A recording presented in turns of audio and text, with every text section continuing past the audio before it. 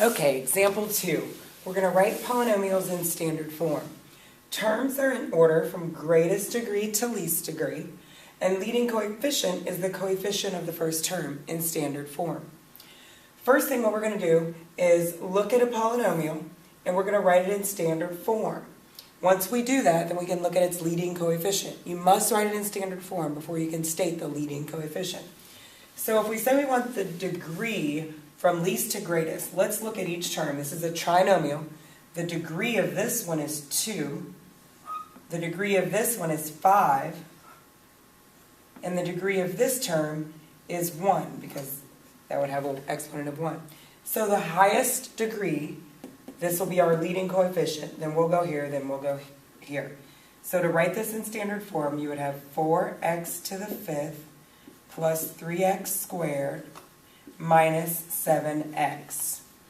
Once you have this written, the leading coefficient, we'll call that LC, is equal to 5. It's the coefficient of the highest degree term.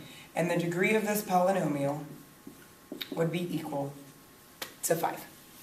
All right, so 4 is our leading coefficient. Write in standard form. Let's put the numbers under to see which has the biggest degree. Well, there's 6. That's going to go first. Then do we have a 5, an exponent of 5? Nope, we have a 3. So that'll be second. That'll be third. The squared term, then the constant will be fourth. And finally the constant will be fifth. So let's write it in order.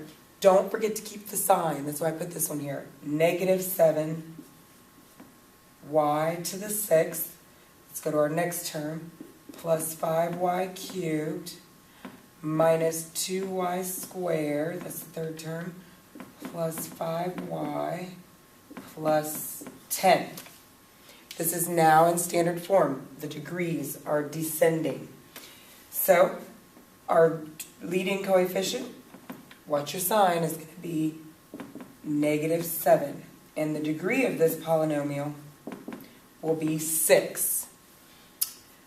Hopefully that makes sense to you. If you have any questions, feel free to let me know. Thanks for watching, and remember, you are responsible for your own learning.